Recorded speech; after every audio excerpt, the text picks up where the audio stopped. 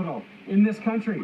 This leads to a loss of Canadian competitiveness, a reduction in productivity, and a decline in GDP. We're seeing all these economic measures play out now in our economy, and we're worse off as a country for it.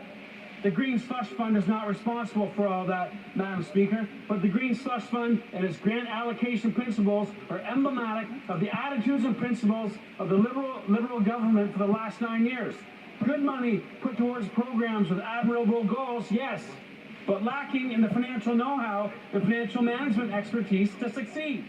That's taxpayer money wasted. The reduction of our productivity and competitiveness in GDP is not an accident. This is the result of an overall mismanagement of the economy by the Liberal Prime Minister and the Liberal Cabinet. At the heart of this issue, public trust. Canadians trust their government to act in the best interest and to steward public funds responsibly and to be forthright about how decisions are made. When this trust is broken, it's incredibly difficult to rebuild, except perhaps with a new government. The refusal to release the Green Slush Fund documents erodes this trust. It sends a message to the public that the government is not interested in being transparent and that accountability is a secondary concern. Thank you, Madam Speaker.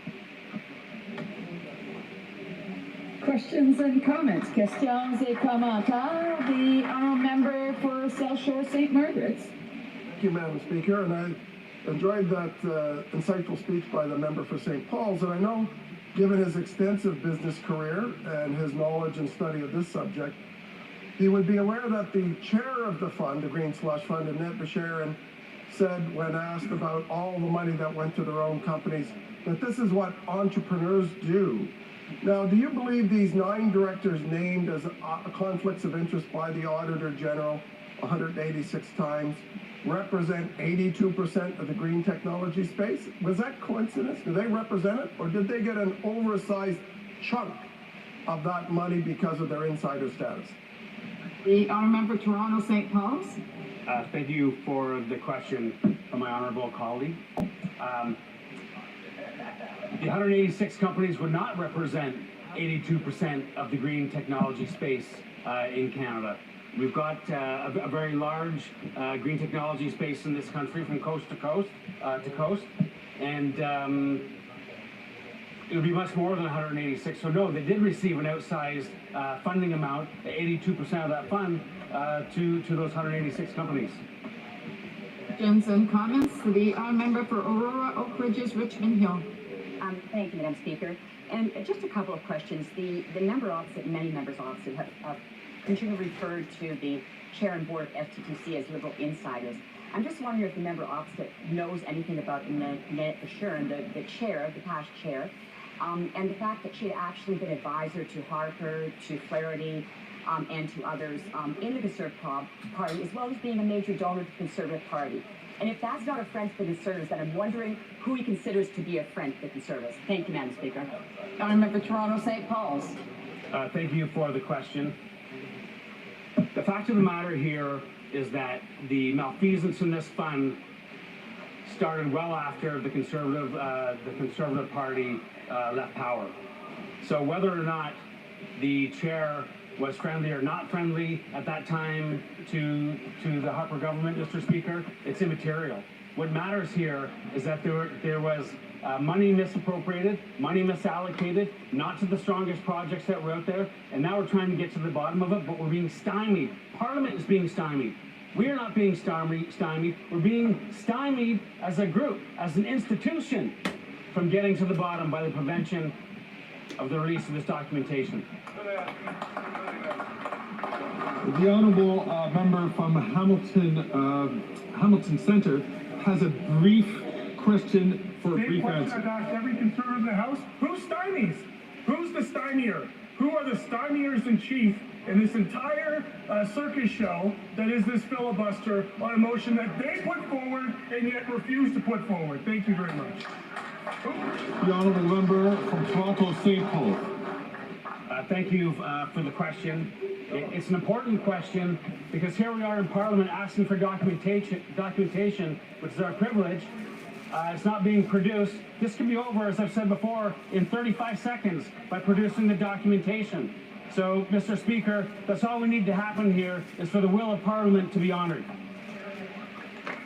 I hate to interrupt the questions and comments for the honourable member. The honourable member has 6 minutes and 12 seconds left for questions and comments when we resume debate on this motion at the next opportunity. Statements by members, déclaration de députés. The honourable member from Ottawa West, Nepean. Thank you, Mr. Speaker. Today is World Polio Day. Today we renew our collective resolve for a world where no child suffers from this paralyzing and deadly disease. Through efforts of organizations like Rotary International, we have successfully reduced polio cases by 99% since 1979, with 3 billion children vaccinated. Through efforts, volontaires que nous réalisons l'objectif. We will be able to eliminate polio, and we are committed to doing so. And to that end, Canada has committed $151 million to the Global Polio Eradication Initiative. The tireless efforts of the health workers and the 20 million volunteers who have journeyed to the most remote corners of the world in 200 countries, delivering not just vaccines, but hope. Let the end of polio be not just a goal, but a legacy. Thank you, Mr. Speaker. The honourable member from Edmonton, Wetaskiwin. Mr. Speaker, today is World Polio Day, a day to highlight global efforts to end polio. In 1996, Nelson Mandela said, quote, "Our aim is not merely to reduce the numbers afflicted, it is to eliminate the disease completely. No country can be safe from this disease until the whole world is rid of it." Today, we're so close to that goal, with Canada consistently playing a leading role. 3 Canadian Prime Ministers, including former Conservative Prime Minister Stephen Harper, have been recipients of the Rotary Foundation's Polio Eradication Champion Award. And Canadian Jennifer Jones, who recently served as Rotary International's first female president, relentlessly continued Canada's leadership in this fight, working with dedicated partners like UNICEF, the Gates Foundation, Global Citizen, Results, and many others. Here in this House, members from all parties have time and time again united around efforts of the Global Polio Eradication Initiative, and the world is better for it. Now we need to finish the job. The honourable member for Alfred Pennow. Mr. Speaker, in 2018, the Brain Tumor Foundation of Canada asked the House of Commons to declare October 24th, 2018 as the first Brain Cancer Awareness Day in Canada. That year also saw the launch of the first Toques for Hope campaign. Canadians were invited to show their support by sharing their toque photo on social media. Thanks to this campaign, the date became a symbol of solidarity in the face of this devastating disease. I'll be wearing mine when I leave this room today in memory of my mother and in support of the 27 people in Canada every day who are diagnosed with a brain tumor. And do you have your toque or sweater of hope?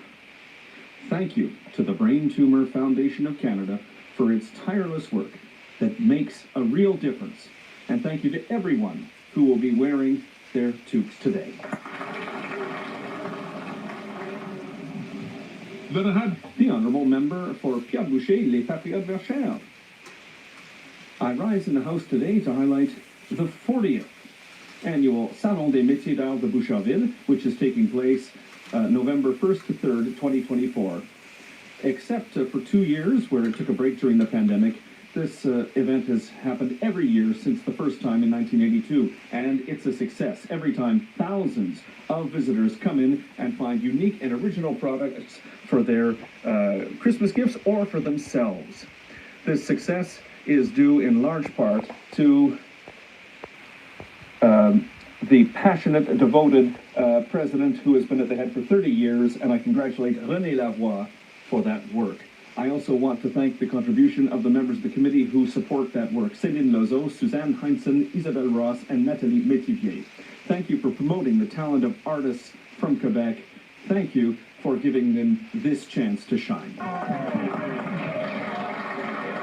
The honourable member from Labrador. Thank Thank you, Mr. Speaker. I rise today to congratulate an extraordinary Labradorian, William Larkin Jr., for his incredible achievement on season 11 of the reality show Alone, aired on the History Channel. William hails from the tiny outport community of Williams Harbor, and his determination, resilience, and unmatched survival skills were on full display as he spent 84 grueling days north of the Arctic Circle near Nunavut in the Northwest Territories, enduring the harsh environment of the Arctic on the series Alone. He was one of 10 contestants, and he was the last one standing. His triumph earned him the grand prize of $500,000 U.S., and a testament to his strength, knowledge of the land, and the spirit of survival. William's journey not only brought Labradorians to the edge of their seat, but it showcased his deep connection he has with land, water, and the remarkable skills passed down through generations of culture in the region. I congratulate William, and I ask all Labradorians, all parliamentarians, to join me in offering him our very best wishes. The Honourable Member from King Vaughan. Thank you, Mr. Speaker. Through my many years of volunteering with Creating Alternatives and the Down Syndrome Foundation, I have witnessed firsthand the profound impact of inclusion and the importance of celebrating each individual's unique abilities. These experiences have deeply touched my heart and inspired me to put forward Motion 123, which calls on the government to recognize March 21st as the National Down Syndrome Day. So, by doing so, we will align with the United Nations, but also honor and celebrate the incredible contributions that individuals with Down syndrome make to our communities. Their love, positivity, and unwavering spirit enrich the lives of everyone around them. I am confident that my colleagues on both sides of the House will join me in supporting this motion. Together, we can affirm our commitment to recognizing and celebrating the abilities and contributions of all Canadians, regardless of the challenges they may face. The Honourable Member for Ottawa-Vanier. Thank you, Mr. Speaker. Ensuring the vitality of Francophone communities outside Quebec is a priority for our government, and immigration can be a powerful tool to help us achieve that goal. Thanks to the 25 to 27 Immigration Levels Plan, the percentage of Francophone permanent residents amongst all permanent residents admitted to Canada outside Quebec will be 8.5% in 2025, 9.5% in 2026, and 10% in 2027. These targets demonstrate our commitment to ensuring growth of French-speaking communities and official language minority communities, and are in line with our Francophone immigration policy. I'm proud to be part of a government that promotes the ongoing vitality and prosperity of our communities. This is great news, Mr. Speaker. The Honourable Member from Markham Unionville. Today, the Minister of Immigration tabled a 2025-2027 Immigration Levels Plan, a plan that will pause population growth in the short term to achieve well-managed, sustainable growth in the long term. Our government has been taking concrete action, including the recent reforms to the International Students Program to ensure system integrity, and the results are showing. Many university and college cities are experiencing rental downturn, at least partially due to the cap on international students. In Vancouver and Toronto, rent went down 11% and 8.1% respectively. We are committed to achieving long-term goals and ensuring a well-managed, sustainable immigration system where everyone has a fair chance to succeed. Thank you, Mr. Speaker. The Honourable Member from Charleswood St. James, Assiniboia Headingley. After 9 years, this NDP Liberal government has allowed anti-Jewish hate crimes to increase by 400%. Members of the Jewish community make up just 1% of Canada's population, but are the targets of 70% of all religiously motivated hate crimes in Canada. Synagogues have been firebombed. Jewish schools have been shot at. Jewish-owned businesses have been vandalized, and Jewish-founded hospitals have been barricaded. calls for death to Jews are coming from radical, Hamas-loving, Jew-hating, terrorist sympathizers on the streets in front of Jewish seniors' homes. Jewish Canadians didn't ask to be targeted with acts of hate and violence, and this escalation of hate and fear is just not the Canadian way. Enough is enough. When will this Prime Minister finally stand up for Jewish Canadians, take this disgusting rise in anti-Semitism seriously so that every Jew, no matter where they live, no matter where they work, and no matter where they go to school, can live safe and live free from hate? Yeah.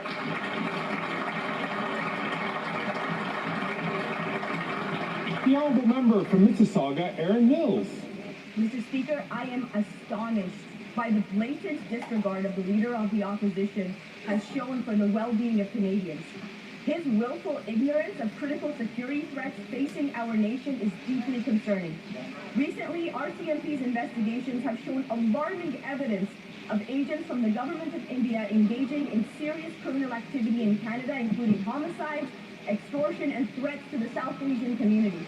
Our citizens are under credible and imminent threat. Yet the Leader of the Opposition continues to peddle empty slogans, refusing to do the substantive work to address these threats. His dog whistle politics are putting putting Canadians at risk every single day. Mr. Speaker, will the Leader of the Opposition put aside his selfish interests, obtain the necessary security clearance, and protect the integrity of not just the democratic process, but of his own party and all Canadians? Didn't you hear him yesterday? We don't want him to. You ain't shutting up our Prime Minister. Member from Cumberland Colchester. Speaker, not surprisingly, the NDP Liberals' so-called safe supply fiasco has torn a hole in yet another Canadian community. Hydromorphone seized by the Sarnia police has gone up by 170% in the first 8 months of this year, and a local addictions doctor has said diversion is to blame. The government talks about evidence, but when the evidence tells them something they don't want to hear, they just ignore it. Every city touched by so-called safe supply has suffered. In Vancouver, 50% of all hydromorphone seizures were diverted from so-called safe supply. In London, the street price of hydromorphone dropped by 90%. In Port Coquitlam, children are accessing government-supplied opioids. This is homicidal humanitarianism. The evidence is right there, and the NDP Liberals do not care. Common sense conservatives want Canadians suffering from addiction to survive and thrive, not suffer and die. We will restore their dignity and bring them home drug-free. The honourable member from Prince George, Peace River, Northern Rockies. After 9 years of the NDP Liberals, taxes are up, costs are up, crime is up, and their time is up. This NDP Liberal government is refusing to turn over documents to the RCMP showing that Liberal-appointed managers used the Green Slush Fund to pay nearly $400 million to companies that they themselves own. The Prime Minister is not worth the cost or the corruption. In northern BC, residents are losing their logging, oil, gas, mining, and other natural resource jobs because this radical NDP Liberal Environment Minister. Meanwhile, the same radical NDP Liberal Environment Minister and Prime Minister take $400 million they take from you in carbon tax and pay off their NDP Liberal friends. Why won't NDP Liberals end the cover-up and give proof to police so Parliament can get back to work for Canadians? The honourable member from Vancouver, Granville. Mr. Speaker, national security should be the responsibility and the priority of every single member of this House. We've seen over the last number of months and years the alarming rate with which foreign governments have sought to interfere with the democratic processes in this country and to damage our democracy. Every single one of us in this House bears a responsibility and obligation to ensure that we are well prepared and well informed in the face of these threats. Canadians know that our leaders having a security clearance is table stakes, but apparently not the Leader of the Opposition. I know firsthand that top secret clearance process is detailed and precise. It is something that gives our national security agencies absolute confidence in our integrity and our ability to be trusted with sensitive information. I simply cannot understand why the Leader of the Opposition refuses to get a security clearance. As the Prime Minister said yesterday, if he cares about this country and he cares about Canadians, he'll get the clearance, take the briefing, and protect the country. Why won't he?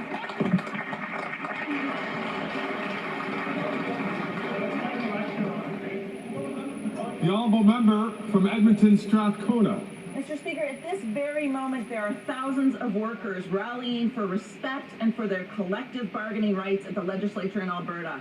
Members of CUPE Local 3550 were stripped of their rights to strike by the Alberta government after they voted 97% in favor of job action.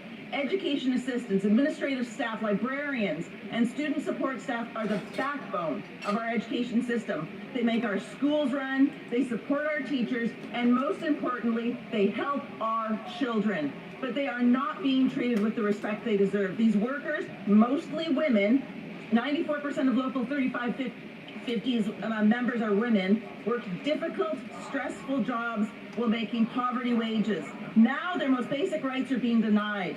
Workers are tired of subsidizing funding cuts with poverty wages. Today and every day, I stand with the dedicated workers of CUPE 3550 and all the workers across Canada and Alberta.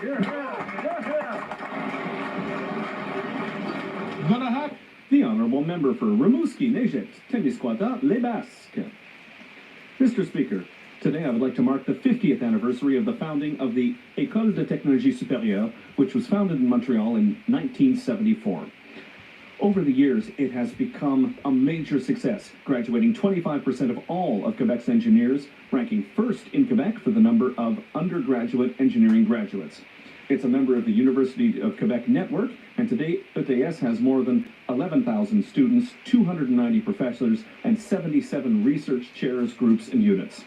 In short, it's a world-renowned incubator of gray matter. It ensures Quebec's prosperity by training our future engineers who will meet current and future technological challenges.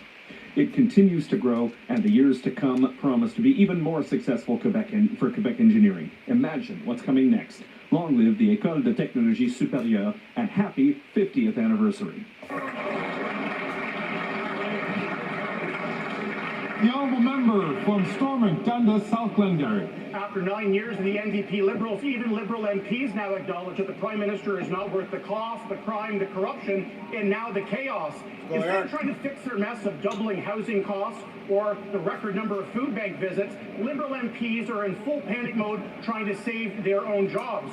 After 24 Liberal MPs told the Prime Minister yesterday that he's become so toxic that he needs to resign, the Immigration Minister called his own colleagues garbage. It got so bad during the caucus meeting, Liberals were fleeing the meeting to the bathroom to text journalists about how angry that they were. Yet the Prime Minister is completely out of touch and is still forging ahead with his plan to quadruple the carbon tax. But it is now clear, Mr. Speaker, everything in this country is broken because the Liberal Party is broken. But the solution is simple. If they can't get their act together, just call a carbon tax election. Because Conservatives on this side are fired up and ready to go.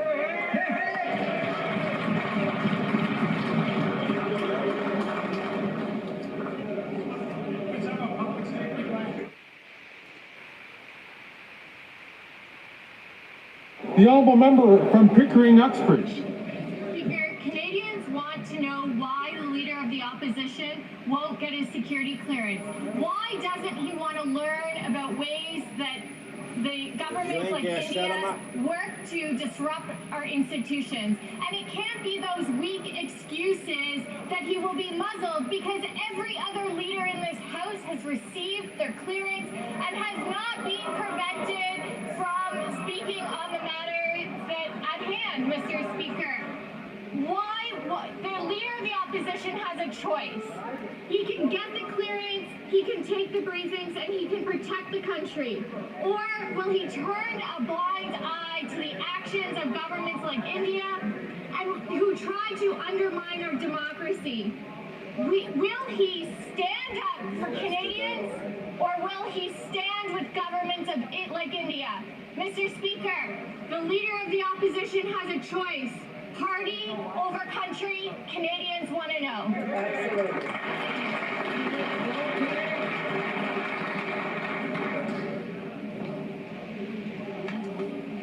Oral questions. Questions orales. The Honourable Member from Regina Capel. After 9 years of this Liberal NDP Prime Minister, it's clear he's not worth the cost, the crime, the corruption, or chaos. The Liberal caucus is revolting. because even in one safe Liberal seats, voters are angry. They're angry that the Prime Minister raised their prices and devalued their paychecks with his inflation. They're angry that their grocery and home heating costs keep going up because of his carbon tax, and they're angry that their cars keep getting stolen, their parks are full of dirty needles, and homeless encampments now line their streets. So will the Prime Minister put an end to the anger, spread some much-needed joy, and call a carbon tax election so Canadians can decide? The Honourable Minister of Housing, Infrastructure and Communities. We know the Canadians have had a tough couple of years as a result of the rising cost of living and global inflation, but Canadian households are right to ask who is actually fighting for them. I can tell you, it's not Conservative caucus members who don't want to forgive student interest on student loans. It's not the Conservative leader who wants to take away the Canada Child Benefit. And if you don't believe me, look at his voting record. It's not the Conservative caucus members who want to make sure that Canadian women don't have access to free birth control. Mr. Speaker, in the next election, people are going to ask themselves, do they want a Liberal government who cares about them or a Conservative leader who cares about himself? The Honourable Member from Regina Capel. Has it been a tough couple of years, Mr. Speaker? It's been a tough 9 years of this NDP Liberal Prime Minister. And now taxes are up, costs are up, crime's up, and time's up. It's not just Conservatives saying that, it's Liberal MPs too. You see, they can't do it anymore. They can't convince voters that taxes are going down when in fact they're going up. They can't convince their voters that home prices are becoming more affordable when they keep getting more expensive. And they can't convince their voters that crime is down when it just keeps getting worse. So now they're trying to convince the Prime Minister to resign. But since he won't, will he do the next best thing and call a carbon tax election so Canadians can decide? The Honourable Minister. Mr. Speaker, I'd like to share some facts, if I might. I stand here as the Minister of Women and Gender Equality and Youth. I wonder if this ministry will even exist if Conservatives were to gain power. Here are the facts. Conservatives will cut services to survivors of gender-based violence. They'll cut critical supports for women entrepreneurs. They'll cut life-saving support for grassroots organizations. They will cut pharmacare and contraceptives for women. We on this side of the House stand for women and gender-diverse people. They do not. Straight facts, Mr. Speaker. The Honourable Member from Regina Capel. That is baseless and false. We're going to cut the carbon tax, eliminate it, and defund the CBC and put that savings back in taxpayers' pockets. But consider where we are. It's actually kind of amazing. Liberal MPs are so frustrated that they're not allowed to speak in caucus, they're actually confiding in Conservatives. They have to sneak out to the bathroom to have therapy text sessions with journalists, and cabinet ministers call their own colleagues garbage because they're speaking out against the Prime Minister's terrible record. He's losing control, he's losing confidence, he lost the plot a long time ago, so for the love of all that's holy, will he finally call a carbon tax election? The Honourable Minister for... Leader of the opposition, the leader of the Conservatives would do if he was the Prime Minister, he would cut things like the Canada Summer Jobs Program, Mr. Speaker, something that exists in every one of our communities, that is so important to employers and so important to kids. Mr. Speaker, do you think that we would be able to maintain our progress on clean water? He would cut funding to First Nations dependent on a real and fair, equitable solution.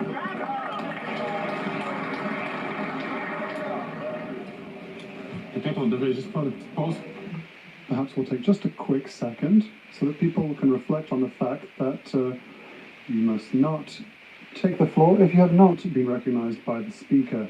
That you should not be speaking unless you're recognized by the Speaker. The Honourable Member from Mégantic-L'Érable. Do you know, Mr. Speaker, why the Prime Minister was all smiles yesterday when he left his chaotic caucus where 24 MPs called for his departure? It's simple, because the Prime Minister knows he can count on the support of the 32 Bloc Québécois MPs down there to keep him in office. The Bloc supported this Prime Minister despite the fact that he doubled the cost of housing, he inflated the cost of food, he caused a rise in violent crime and created the worst immigration crisis in Canadian history. Will the Prime Minister take a look behind him, hear the message from his backbenchers and Quebecers, and call an election now? The Honourable Minister for Fisheries and Oceans. Thank you, Mr. Speaker. Listen. The sheer hypocrisy of the Conservative Party is eminently clear. Let us not forget that the leader of the Conservative government at the time removed benefits for diabetics. Since then, they've voted against free pharmacare for people living with diabetes. We see the Conservatives are all about doublespeak. That's all they're about. The honourable member from Mégantic-L'Érable. Well, the minister should perhaps go round her caucus and notice that 24 of her MPs have come out to demand the Prime Minister's departure just this week. A Prime Minister that's doubled national debt, mortgage prices that has allowed criminality to explode. The Prime Minister's incompetence, Mr. Speaker, has led to an alarm bell being rang in amongst his own partisans who are calling for a change of leadership. He even sent one of his ministers to say that opponents within his party, his own MPs, are garbage. The Prime Minister is simply not worth the cost, nor the insults. When is he going to drop the writ? The Honourable Minister for Public Services and Procurement. Thank you, Mr. Speaker. Let us talk about housing and incompetence. 1, 2, 3, 4, 5, 6. Mr. Speaker, 6 affordable housing units. That's all the Conservative leader was able to do when he was housing minister throughout the country. He can't even find where these 6 are. He's trying to figure out where he can go to find them. Did someone perhaps build something that he could appropriate? No, only 6 housing units. It's like looking for a needle in a haystack, Mr. Speaker. The honourable member from La Prairie. For years, the Bloc Québécois has been alone in Ottawa in pointing out that the federal government's immigration targets are leading us straight into a wall. For years, the government has been lecturing us, saying that there is no such thing as an intake capacity limit, lecturing us that to talk about reception capacity is to directly criticise immigrants, lecturing us that Quebec doesn't like the capacity to welcome immigrants, it lacks the will. And then finally today, the federal government has decided to do a 180 and lower its immigration thresholds. Why did they wait until the whole of Canada was in crisis before finally listening to Quebecers? The Honourable Minister for Immigration, Citizenship. Thank you, Mr. Speaker. What we have moved today is a reasonable immigration plan by reducing permanent residency targets and temporary residency targets. This is a reasonable and reasoned plan that comes from contributions from people coast to coast to coast that asked us to reduce our volumes. I think that Canadians should be proud. It's not a radical reduction. It's about the same as the plan we proposed in 2020, but I think it's going to serve Canadians in Quebec as well. The Honourable Member for La Prairie. Mr. Speaker, not only has the federal government finally agreed with us on intake capacity, it has also recognised the Bloc Québécois call for successful immigration. I quote from their report on immigration. For immigration to succeed, housing, education, healthcare, childcare, and other essential services must keep pace with projected population growth. Well, gosh, Mr. Speaker, they've figured it out. Quebecers have been telling them for years, but it wasn't until Canadians told them that they would finally listen. Why didn't they listen to Quebecers before instead of lecturing us throughout the years? The Honourable Minister for Immigration, Citizenship and Refugees. I'd like to thank to the Bloc's contributions to national unity.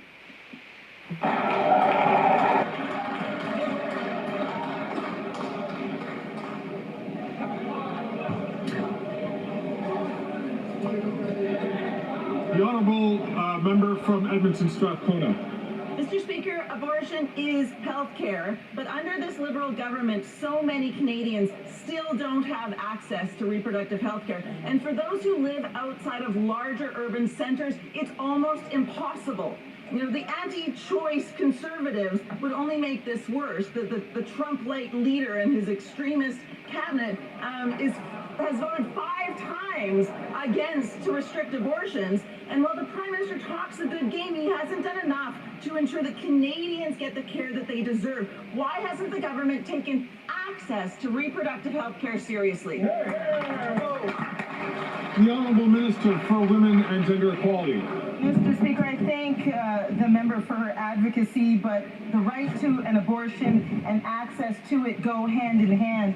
And through a $45 million sexual and reproductive health fund, we're addressing that. We're making sure, Mr. Speaker, that Canadians facing obstacles accessing reproductive health care are supported financially, and organizations providing those essential services have capacity funding. While Conservatives MPs try to limit a woman's right to choose, we'll continue to work hard at opening every possible door, Mr. Speaker, to increasing access. The honourable member from London Fanshawe. Canadians have heard that liberal rhetoric before, but the point here is that abortion care and access to it isn't good enough. Women and gender-diverse Canadians are scared. They know that their rights are under attack, and they've seen far-right movements and politicians in Canada emboldened. The Conservatives continue to side with anti-choice movements and believe that Canada is a, quote, lawless state of fetal killing. But we know abortion is health care. Will this Liberal government use the Canada Health Act to make sure that all Canadians have full access to abortion? The Honourable Minister of Health. Mr. Speaker, I completely agree. Abortion is health care. It's absolutely essential that every woman in every part of this country has access not only to abortion, but to the reproductive tools that she needs to have control and autonomy over her own body. And we are making remarkable progress on that. Signing agreements with every province and every territory, having indicators common on health standards across the country, making sure that for the first time, every woman everywhere has access to the contraceptives that she needs. That's what freedom looks like. That's what we're delivering. Hear, hear. The honourable member from Calgary Shepherd. After 9 years of this NDP Liberal government, taxes are up, costs are up, crime is up, time is up, and now even excuses are up. The Prime Minister now admits he destroyed Canada's immigration system and the 150-year immigration consensus. He can't fix what he broke. He can't fix immigration. He can't fix housing or anything else right now because he's fighting his own caucus. So instead of blaming everyone else, including immigrants like myself, will he just admit that he shattered the immigration system and caused lasting damage to Canada's housing market, healthcare, and jobs? The Honourable Minister for Immigration, Citizenship and Refugees. Thank you, Mr. President. Look, I was flabbergasted to hear the Leader of the Opposition's answer today, the most immature answer on immigration that I've ever heard. And he's late to the game. He's so late to the game on this, he hasn't even come up with a slogan yet. So when he comes up with a slogan, perhaps we'll take the chance to respond. But what we propose is a plan for controlled migration. We're proud of it. It serves Canadians well. The honourable member from Calgary Shepherd. Thank you, Speaker.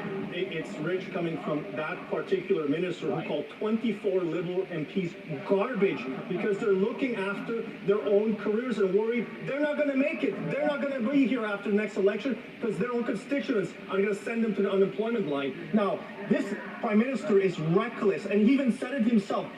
He didn't get it right. He said it during his own press conference. He didn't get it right on immigration. He didn't get it right on housing. He can't get it right on the carbon tax. So, will the Prime Minister just admit that his flip-flop has destroyed the immigration system and accept his own personal failure? The Honourable Minister for Immigration, Refugees and Citizenship. Mr. Speaker, is that it's garbage to focus on anything other than the circus clown that he's supporting.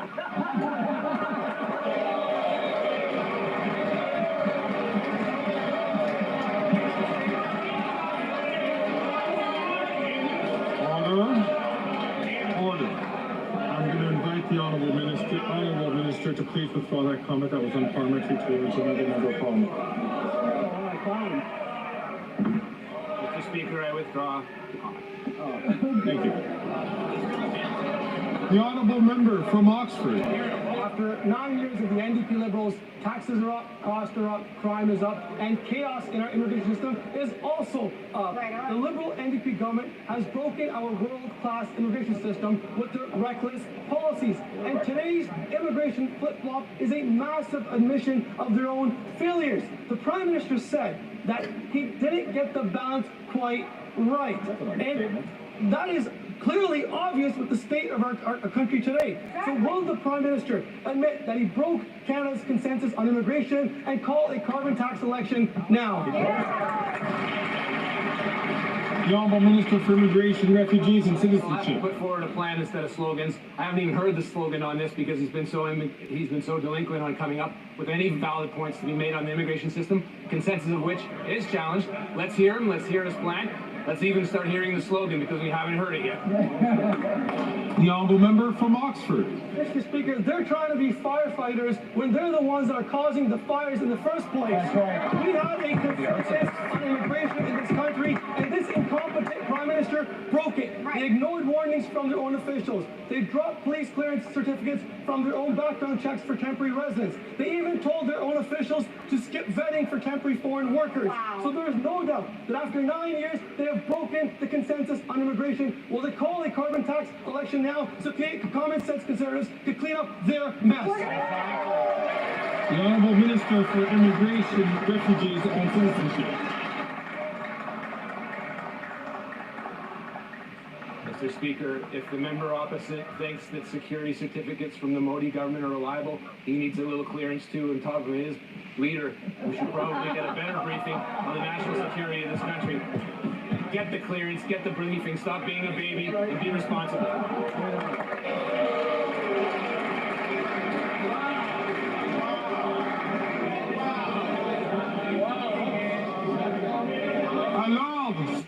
Order. Order.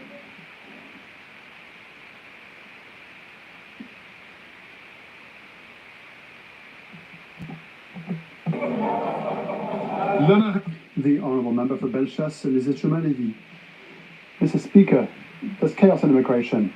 Like in the Liberal caucus, this government broke the immigration system with the help of the Bloc that voted to keep the government in power. Let us remember that this coalition left Roxham Road open 1 year after the United States moved to close it.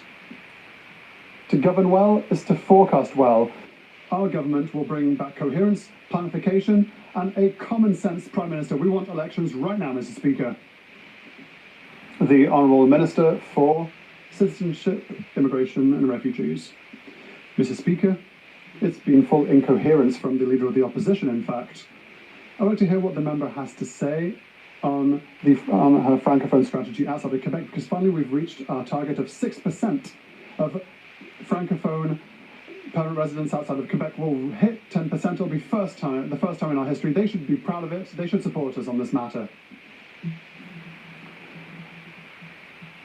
The Honourable Member for Bellechasse, Lizette-Lévy. I would like to remind everyone, everything has been broken by this government, and the Bloc Québécois voted almost 200 times to keep the government in power. Today, we've seen a desperate attempt from the Prime Minister to repair what he broke himself. Full confusion in the changes made to immigration, full incoherence, and full improv from the Liberal government. Only a Conservative government could repair the immigration system and will repair the immigration system. Our message is clear. We want elections, and we want them now. The Honourable Minister for Immigration, Citizenship and Refugees. The Honourable Member decided to read off her page instead of answering my question. I'd like to hear what the Conservative parties are planning, because they're not even mature enough to have even thought an iota about the slogan on this matter. I'd like to hear their plan. Our plan is reasonable and will control immigration in a reasonable way for Canada and Quebec for the next 3 years.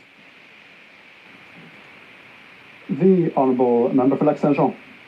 The Liberals have finally started to listen to the message from Quebecers put forward by the Bloc Québécois. Instead of raising their immigration targets to 500,000 a year, they are going to lower them to 365,000 by 2027. If Quebec wanted to follow the federal government's new target, it would still have to take in more than 80,000 immigrants per year. That's higher than Quebec's target, and no political party in Quebec is proposing more than 80,000 a year. So how did the federal government figure out that Quebec's capacity to accept immigrants is greater than the evaluation and reckoning of all the parties in Quebec City? The Honourable Minister for Immigration, Citizenship and Refugees. Mr. Speaker, the member across the way knows full well that Quebec Quebec's government has approved an agreement with us. They have jurisdiction over the numbers. We're waiting to hear from their plan. We proposed a plan on a Canadian scale. We're waiting to hear what they have to say, and they will be able to do what they do under the current agreement. We give them $6 billion for francization and immigration, and we will continue to work with them. The Honourable Member for Lac-Saint-Jean. On that subject, the proposed new thresholds are a step forward, yes, but they still force Quebec to choose between accepting a greater number of immigrants or losing political weight in Canada. That said, Quebec's main concern is still temporary immigration, especially asylum seekers. There's still no plan whatsoever for spreading asylum seekers in amongst the provinces, and Quebec continues to be responsible for almost half of all asylum seekers in Canada. Mr. Speaker, it is the federal government's responsibility to convince reluctant provinces to do their part. So, what are they waiting for? The Honourable Minister for Immigration, Citizenship and Refugees. It's wrong that Quebec welcomes 50% of asylum seekers. He just has to consult the statistics that we provide. Statistics Canada states that there have been decreases of asylum seekers at Trudeau Airport in Montreal. It's now at 29%. The Honourable Member for Lac-Saint-Jean. While there is still no fair distribution of migrants between provinces, there is a real risk that migration will skyrocket after the US elections in just 12 days' time. Presidential candidate Trump, should he win, is proposing to deport 11 million people. So if he wins, organisations in Quebec have told us that they expect many people to conclude that they should just pack up and head to Canada. Last time Trump threatened deportations, we ended up with Roxham Road. If the minister is as intelligent as he claims to be, I imagine he already has a plan. Time's ticking. The elections are in 12 days. The Honourable Minister for Immigration, Citizenship and Refugees. I didn't hear a question in that. It was just a statement.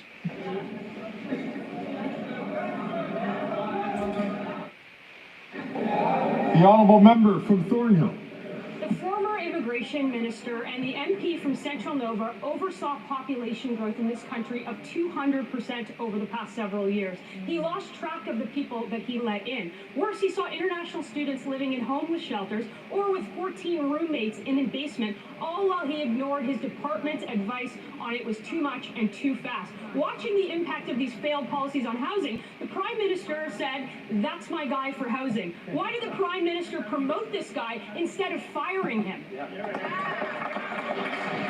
The Honourable Minister for Housing, Infrastructure and Communities. Speaker, the opposition would like to distract from the issues that actually matter most to Canadians. They focus these days on caucus unity. I would actually point out she sits just a few seats down from a colleague who just a few years ago she criticized for casting aspersions on the LGBTQ2+ community. When it comes to the work that we're actually doing to get the homes built, we are doing everything we can to build more affordable housing. When their leader was actually in the position of housing minister, he got only 6 affordable housing units built across the entire country. We're going to focus on what matters to Canadians, not the distractions that they try to put on the floor of the House of Commons. The Honourable Member from Thornhill. 195,000 was the number, and that's a number that minister would only dream of building because some people fail upwards. Even Canada's current immigration minister said, quote, "It's really a system that has gotten out of control." He was talking about the same immigration system controlled by the new housing guy who lost track of the people that he let in and is now laughably in charge of fueling the housing crisis that the Prime Minister created. The Prime Minister can't possibly fix housing or immigration or anything else because he's fighting his own caucus. So if the Prime Minister won't fire this guy, will he resign in disgrace? The Honourable Minister of Housing, Infrastructure and Communities.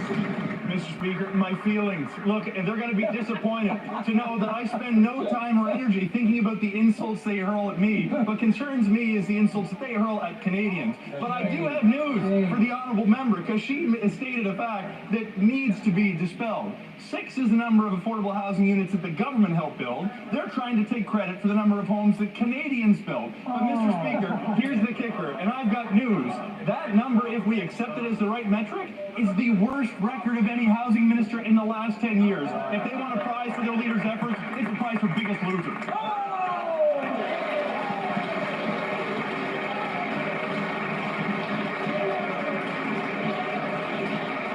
The Honourable Member Member from Central Okanagan, Similkameen Nicola. Mr. Speaker, after 9 years of these NDP Liberals, taxes are up, costs are up, crime is up, time is up. The former Minister of Immigration and MP for Central Nova was responsible for population growth of 200% in the past several years. Worse, he saw international students living in homeless shelters in cramped quarters while ignoring departmental warnings that immigration levels were rising too fast. Now, watching the impact of these failed policies on housing, the Prime Minister sat back and proudly said, "That's my guy, that's my housing minister." Why did the Prime Minister promote this minister? Instead of simply firing him, are the two of them waiting to get a pink slip from the Liberal caucus? The Honourable Minister for Housing, Infrastructure and Communities. Mr. Speaker, they want to talk about immigration as failure. I'm surprised that they would call it a failure, that we provided refuge to hundreds of thousands of vulnerable Ukrainians who fled a war of aggression. I'm surprised that they think it's a failure to have made good on our commitment to welcome 40,000 Afghan refugees, including those who actually fought alongside the Canadian forces. Now, I shouldn't be surprised, Mr. Speaker, because they have opposed our support for Ukraine at every step of the way. They campaign on a commitment to welcome precisely 0 Afghan refugees. Immigration in this country, Mr. Speaker, is not a failure, it is a strength.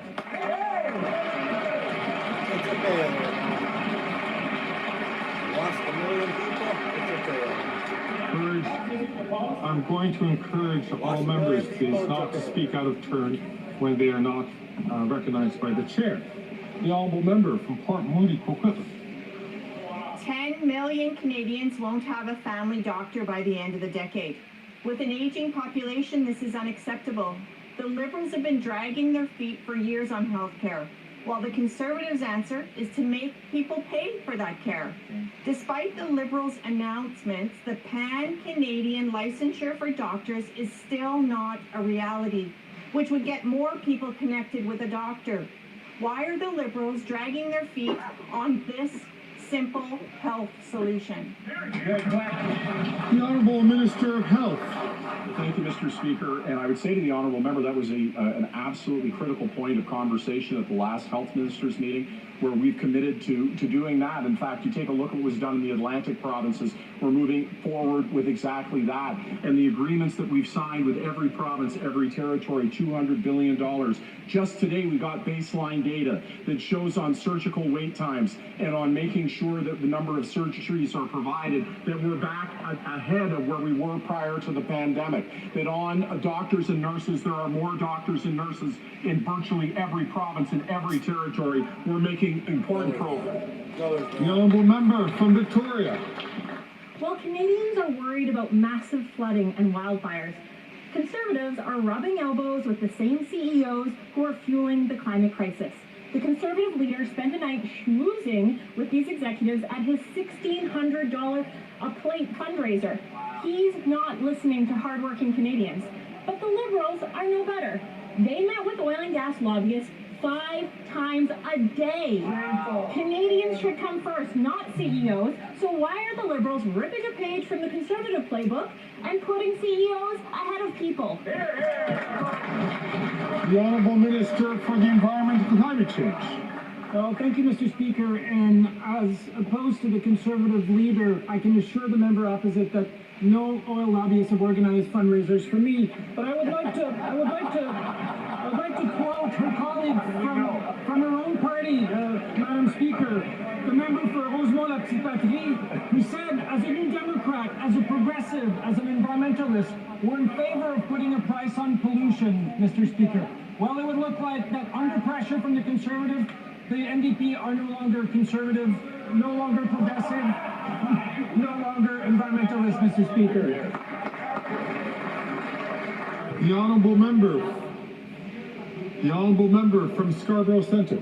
Mr. Speaker, today is a big day. The Minister of Immigration, Refugees and Citizenship just tabled the Immigration Levels Plan for 2025-2027.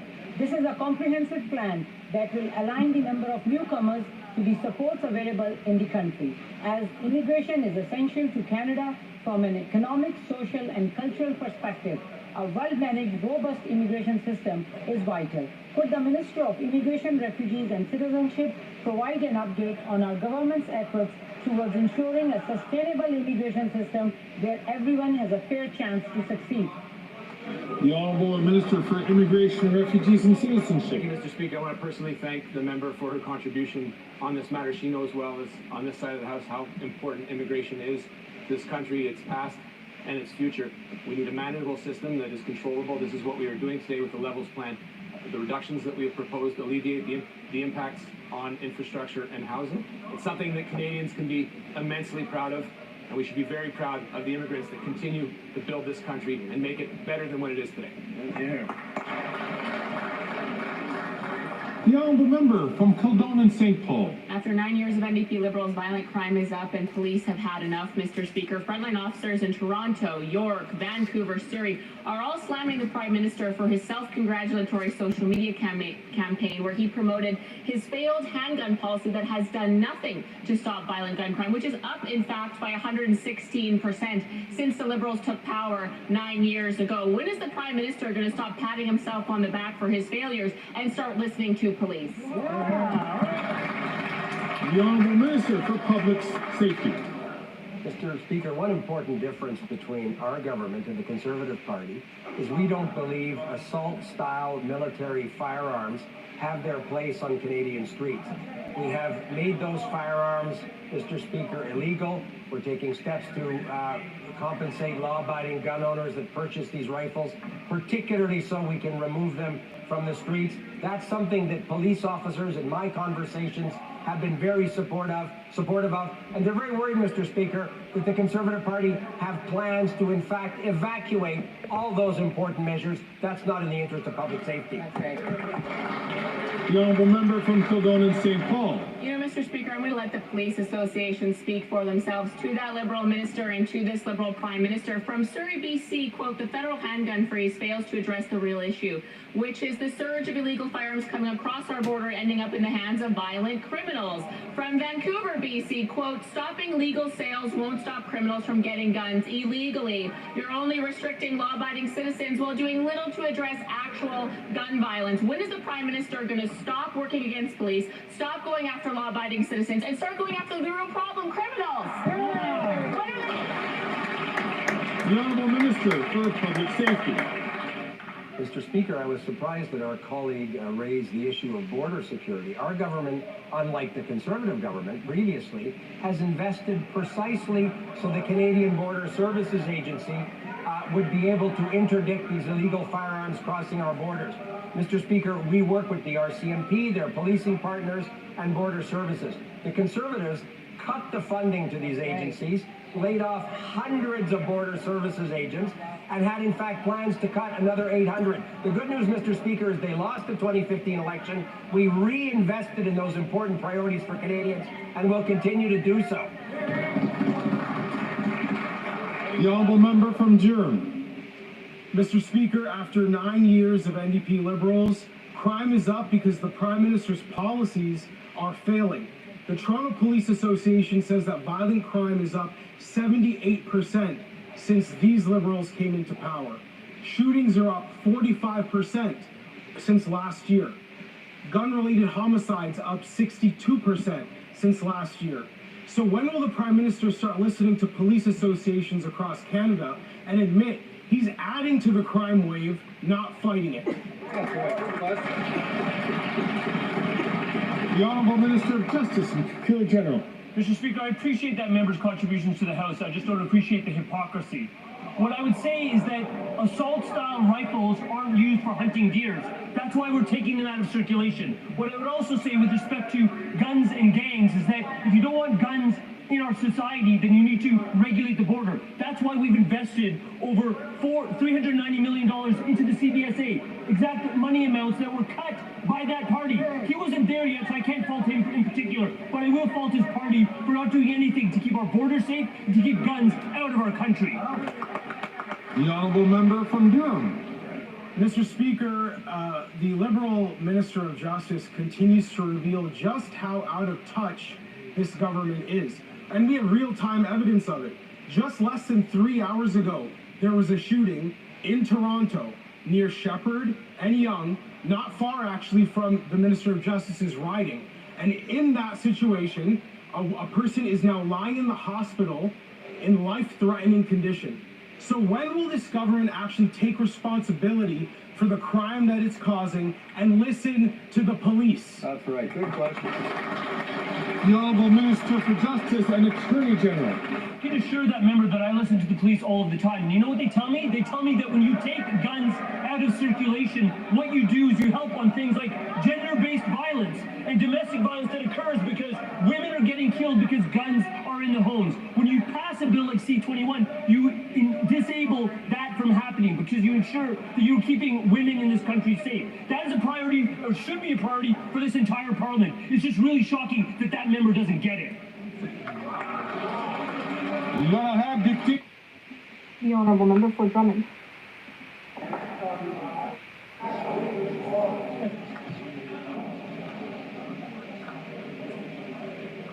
Okay, let I have the... Alright, the Honourable Member for Drummond. Yesterday, in response to a question posed by the Leader of the Bloc Québécois, the Prime Minister stated that what happened at Bedford School was just a matter of teachers' freedom of expression. I'm sorry, but imposing religious values in your classroom is not a matter of freedom of expression. This is exactly why we need secularism, which allows everybody to believe or not believe whatever they want. They only have to consult their own conscience freely. Do these liberals realize that they are attacking Quebecers' freedom of conscience? The Honourable Minister of Public Services and Procurement. Thank you, Mr. Speaker. I have a great deal of respect for my colleague, but what he just said is revolting. The Prime Minister never said that. On several occasions, the Prime Minister has said that it is unacceptable that children in Quebec be treated in this manner. And he also said that it is up to the government of Quebec to take care of this issue. The Honourable Member for Drummond. We tried to talk to the Prime Minister about religious intolerance, and he has nothing more to say than that liberals will always defend freedom of expression. Well, first of all, let me just say that religion is not necessarily a shining example of freedom of expression. But when there's an adult forcing their religious convictions on their classroom, that is not a matter of freedom. Religion belongs in the private sphere. We need to protect the separation of church and state, and yet the liberals will be challenging that in the courts. Will this Liberal government finally commit to not challenging Bill 21, directly or indirectly? The Honourable Minister of Public Services and Procurement. Once again, I am very disappointed by the doubtful arguments made by my colleague. First of all, I want to remind everyone, including those listening at home, is that respecting children's safety and dignity is everyone's responsibility. But when it comes to education jurisdiction, that's up to the government of Quebec. The Honourable Member from Kelowna Lake Country. After 9 years of these NDP Liberals, taxes are up, costs are up, crime is up, and time is up. And violent gun crime is up 116% in Canada in just 9 years. Now, following the Prime Minister's out-of-touch comments, the Vancouver Police Association stated the Prime Minister is, quote, not aware of the ongoing gang war here in BC, which is putting both our members and public at risk on a daily basis. Will the NDP Liberals listen to police and finally admit that their soft on crime policies are leading to the crime wave in Canada? The Honourable Minister for Public Safety. Mr. Speaker, one thing that's definitely up our slogans in this House of Commons. Mr. Speaker, we have said clearly that we will support law enforcement both at the RCMP and in terms of their partners in policing, including police in British Columbia, municipal police in British Columbia. That's why we renewed the Guns and Gangs program, Mr. Speaker, that precisely puts money in the hands of these brave women and men who serve in municipal and provincial police forces so they can do the exact work that my colleague pretends she wants them to be able to do. That's great. The Honourable Member from Kelowna Lake Country. Well, Mr. Speaker, it's the police themselves that are saying that the policies of this Liberal government are a failure. And Conservatives are listening to police who know the facts about gun violence, public safety, and the real impact in our communities. Now, following the Prime Minister's out-of-touch comments, the Surrey Police Union stated, quote, the federal handgun freeze fails to address the real issue, the surge of illegal firearms coming across our borders and ending up in the hands of violent criminals, unquote. 85% of seized firearms are traced back to the United States. So why doesn't the Prime Minister listen to our law enforcement by starting to crack down on smuggled guns from the U.S.? The Honourable Minister for Public Safety. Mr. Speaker, our government did precisely that. It listened to law enforcement professionals who asked us to reverse the cuts of the previous Harper government to the women and men who serve in our Border Services Agency and who do that excellent work at border crossings across the country. We also invested, Mr. Speaker, in the RCMP, who have responsibility between border crossings and who work with American partners on organized crime. We're doing the very work that our colleague on the other side pretends that she thinks is important. Why doesn't she support our government in removing assault-style firearms off the streets of Canada? The Honourable Member from Toronto, St. Paul's. After 9 years of NDP Liberals, taxes are up, costs are up, crime is up, time is up. The Prime Minister wants to pat himself on the back, but the data in the Toronto Police Association say he's out of touch. Last year in Toronto, we saw a 45% increase in shootings and a 62% increase in gun-related homicides. In St. Paul's, 2 people were murdered in Oakwood. A police officer was shot in Young Eglinton, and armed home invasions happen every day. The Liberals make life easy for career criminals with their catch and release bail policies. When will this government finally come up with a plan to stop the crime and bring home safe streets? The Honourable Minister of Justice and Attorney General. Mr. Speaker, if that member expects us to apologize for taking assault-style weapons off of the streets, he's not going to get that. If that member thinks we're going to apologize for keeping women safe from domestic violence by implementing a handgun freeze, he's not going to get that apology. If that member thinks we're not going to take seriously the mental health impacts of suicides that are related to guns being in the homes, he's not going to get that apology. What he should do is actually think about what the police are asking for. They're asking for help with keeping Canadians safe. That's what we do every day on this side of the House. L'honorable député de Lac-Saint-Louis. The leader of the Conservatives has continued his party's tradition of inaction and negligence by refusing to get a security clearance. He chooses to play political games instead of working for Canadians to combat foreign interference. That's not common sense, Mr. Speaker. That's nonsense. Can the Minister of Justice and Attorney General tell Canadians how our government has taken historic action on foreign interference? The Honourable Minister.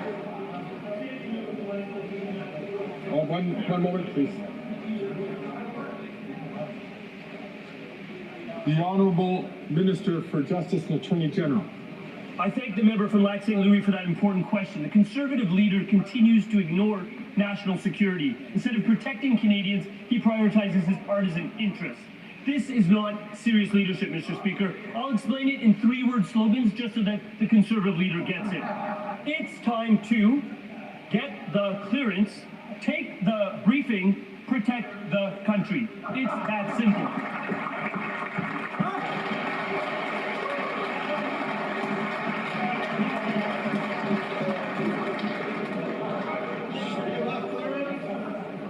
Order, please. Alors, the Honourable Member from Brantford Brent. Mr. Speaker, after 9 years of NDP Liberals, taxes are up, costs are up, crime is up, time is up, and now corruption is up.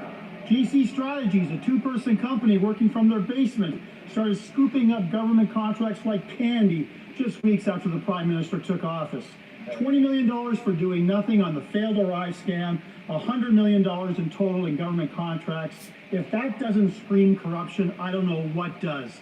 Will the Liberals get our money back? The Honourable Minister for Public Services and for Public Services. Merci, Monsieur le Président. Vous avez pu le dire aussi en français, parce que c'est en français. I'm happy to repeat this in French because this is something that my colleague has already heard several times in English. It is very good that the Auditor General and the RCMP are independent and that both of these organizations are doing the work that they are supposed to do, and we will support them in that. The Honourable Member from Brantford Brent. Mr. Speaker, the question is in English, but I digress. Liberal corruption is on rinse and repeat. The Auditor General is investigating $100 million in contracts awarded to GC Strategies, a 2-person IT company that did no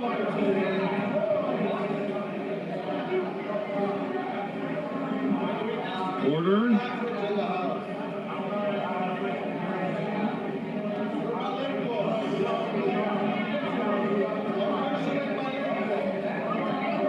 Colleagues.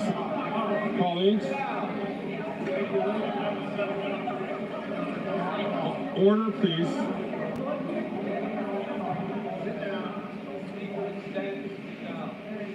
Colleagues,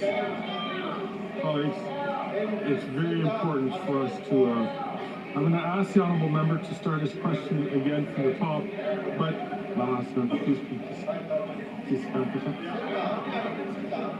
I'm going to ask, order please, order. I'm going to ask the honourable member to start again. But it's a very important fact, it's a basic fact here, that questions can be asked in English or in French, and questions can be answered in English or in French. So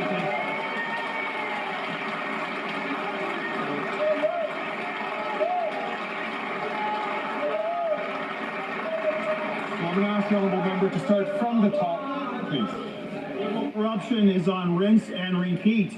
The Auditor General is investigating $100 million in contracts awarded to GC Strategies, a two-person IT company that did no IT work on the failed Arise scam app. The RCMP has already raided the home of GC Strategies founder Christian Firth as part of an ongoing criminal investigation. Will the Liberals cut the corruption and again get the taxpayer its money back? Ministre des Services Publics et de l'Approvisionnement. Mr. Speaker, what we just heard is an insult to all Francophone members in this House, including Conservative members. Is the member trying to tell me that I don't have a right to speak French in this House?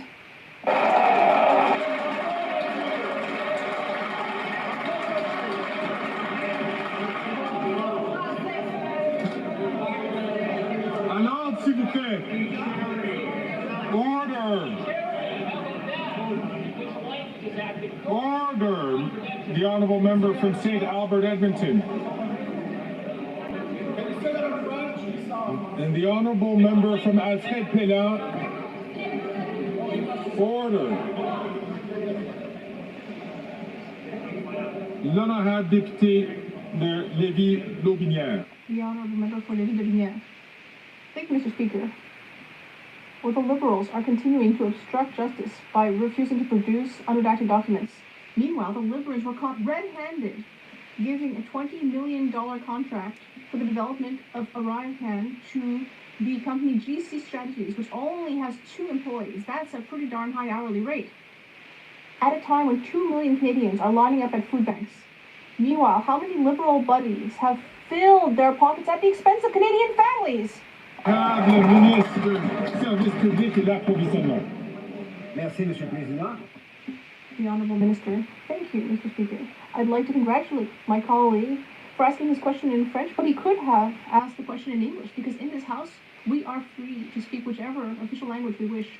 And I'd like to invite his previous colleague to apologize for having asked me to answer his question in English.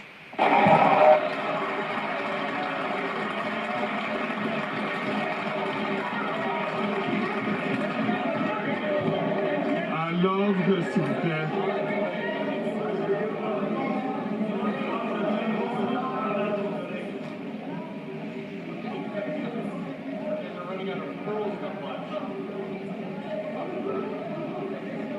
L'honorable député-elect. The honourable member for Louis Saint-Laurent.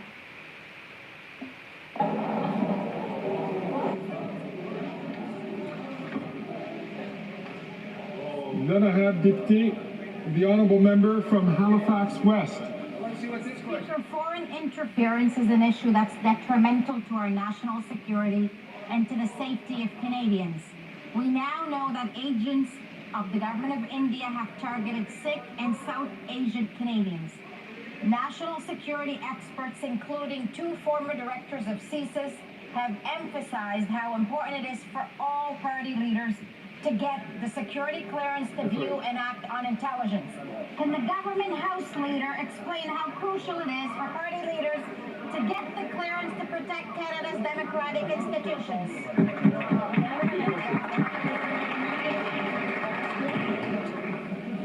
The honourable member from Niagara Falls, I'm going to ask him please to not take the floor unless he is being recognized by the Speaker.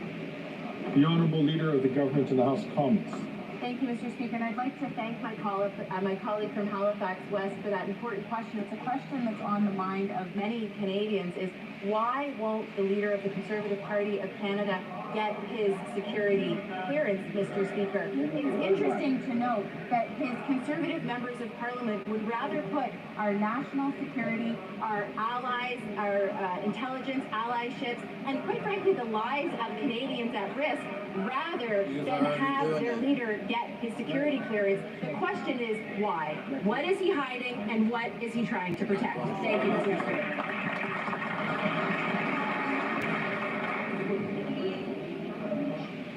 The Honourable Member for Nanaimo, Ladysmith. Mr. Speaker, this week the Liberals are destaffing 2 lighthouses along the coast of Vancouver Island without consultation. This jeopardizes emergency response, search and rescue, navigation, and more. Instead of supporting lightkeepers and the safety of our communities, the Liberals are choosing automated navigation systems. These cannot replace skilled people and sure don't hear distress cries. This move is dangerous. Will the Liberals halt this decision immediately and stop putting our coasts at risk?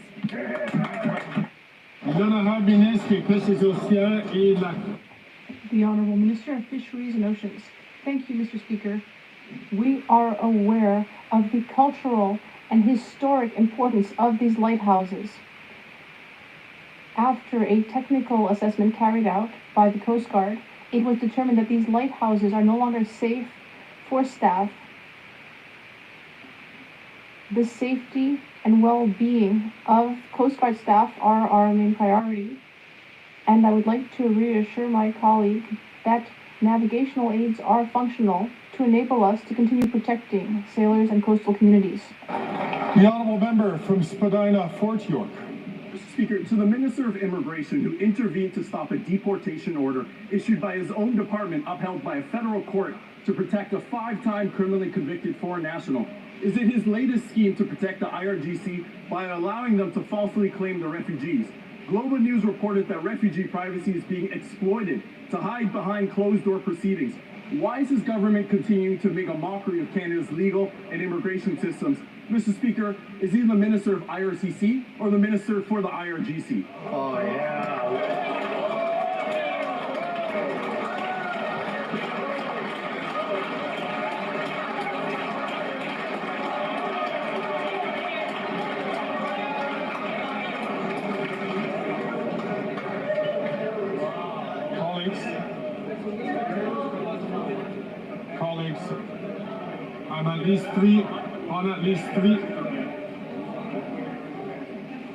Colleagues, on at least three occasions, the chair has made rulings regarding associating members with odious regimes.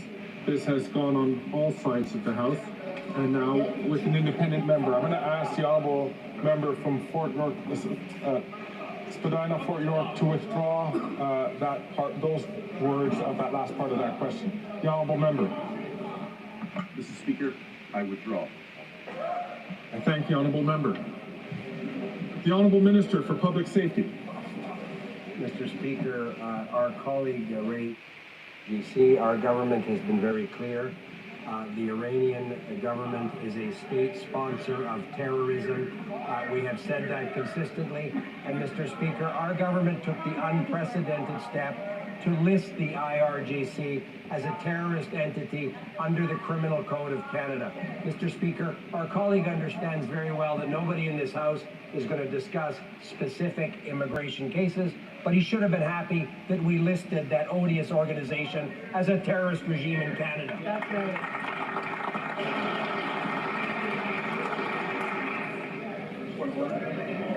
The honourable member from Battle.